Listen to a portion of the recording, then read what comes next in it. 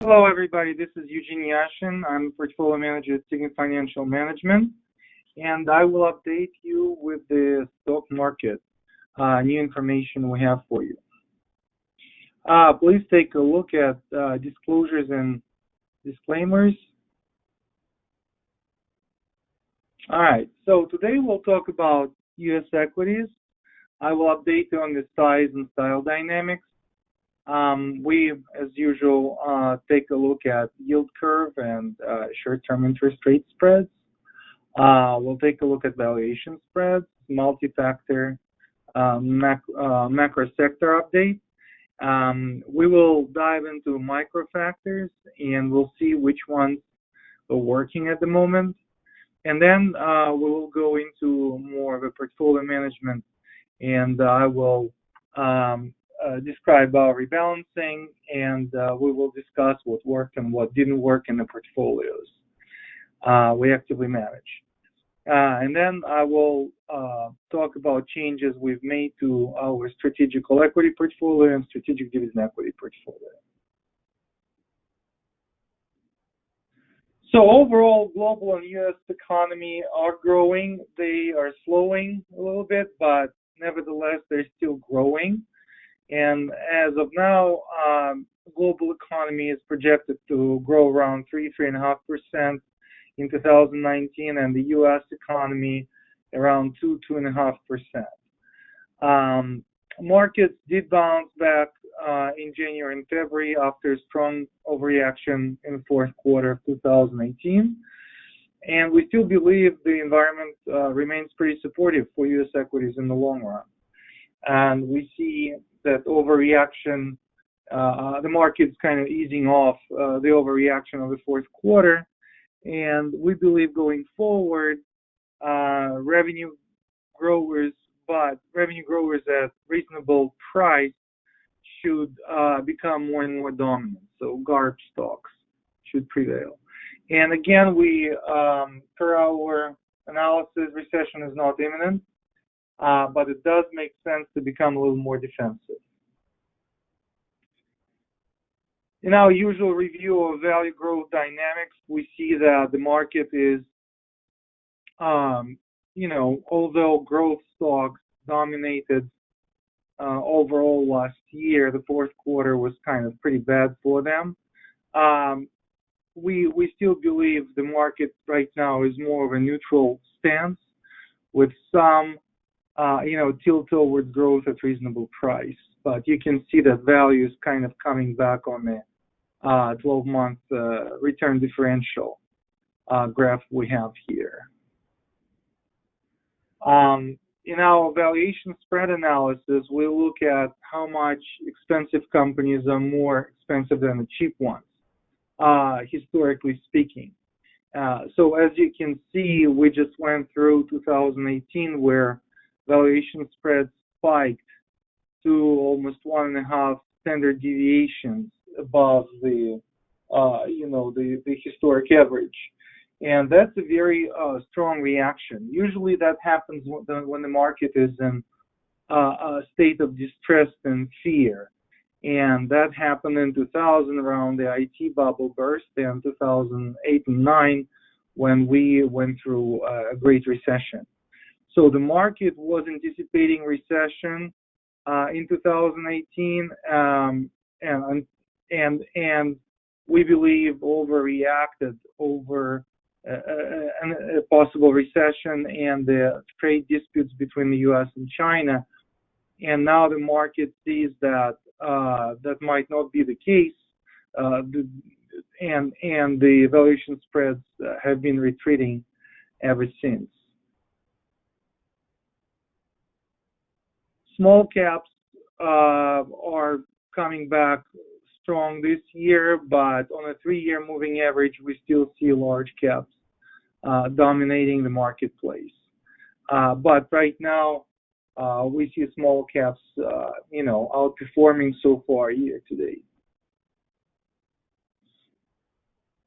Again, when we look at the fixed income and macro indicators with regards to the future recession, one of the indicators is yield curve slope.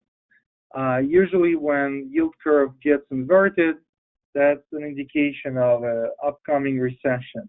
So far, it's not inverted yet. It hasn't crossed that line.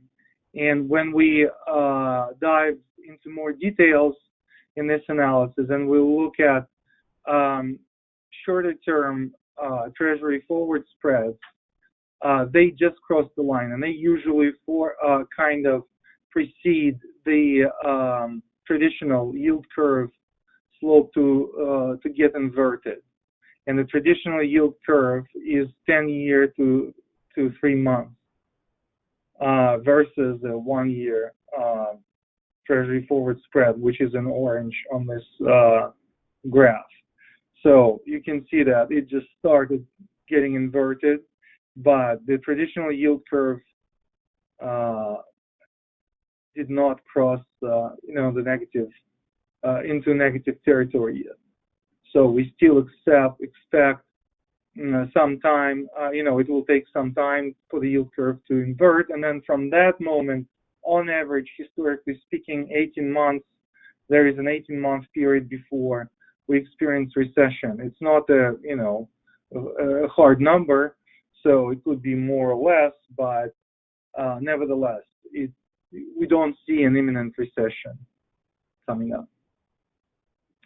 So with that, we look at our proprietary macro forecast, and we see that we have kind of, again, barbell stance where we look positively at some of the defensive sectors at the same time. Some of the cyclical sectors also look pretty favorable. So far, communication services, staples, consumer staples, healthcare, industrials, and IT look good to us. Consumer discretionary utilities are more of a neutral stance, and energy, financials, material, and real estate we look upon with a little negativity. We have industrials and staples getting a little more attractive, while consumer discretionary and financials have become slightly less attractive. That said, we're working on improving things and forecasting capabilities we have. So our macro forecast is based on, your regular macroeconomic indicators like employment, inflation, GDP growth, personal savings rate, etc.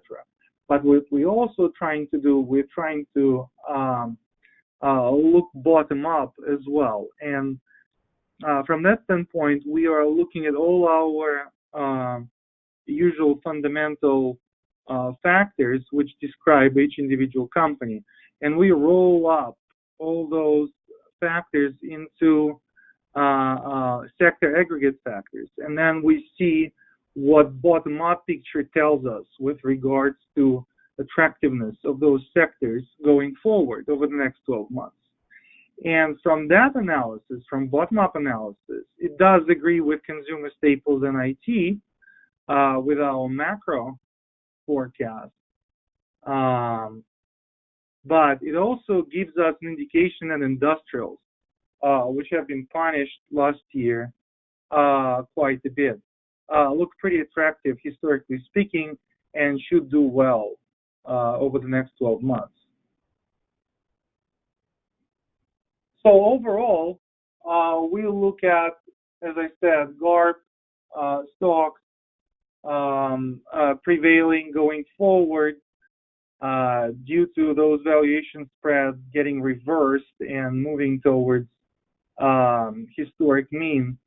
We see, again, global economic expansion kind of slowing down, but there's signs of actually bottoming from that slowdown in Europe and China.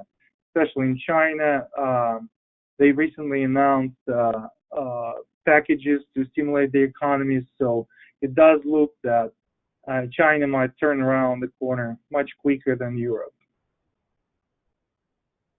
All right, so we talked about the overall macro picture and macro forecast. Now let's dive into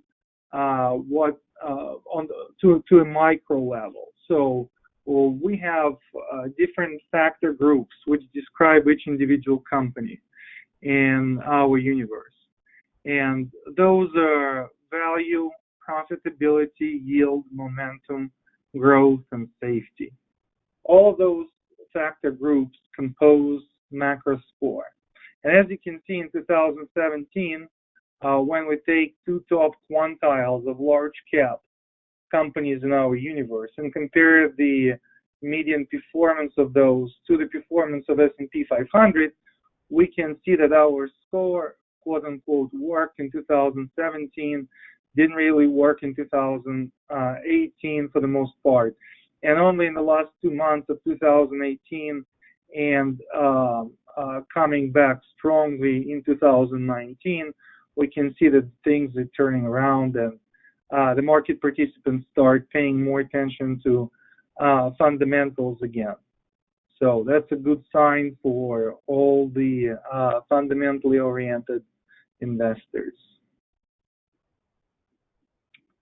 We are also emphasizing in our work the importance of portfolio management versus just considering each individual stock on its own. In portfolio management, what we're trying to do, we're trying to actually improve things when we rebalance portfolios. So what you see here is our exposure, our portfolio exposure to different factor groups we just saw on the previous heat map. And what it does show us that the orange was the previous state of the portfolio, and green is the portfolio after the rebalancing. So as you can see, we're kind of stretching the portfolio to make it better across different characteristics which are important to us. And that's pretty much the logic behind the rebalancing.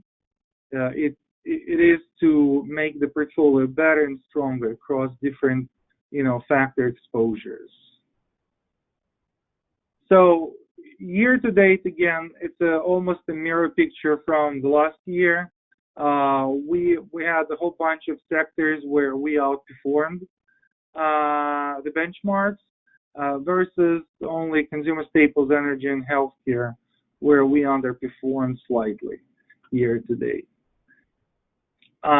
So when we have all this information at hand, we decided to keep our mid-cap tilt in our strategical equity portfolio.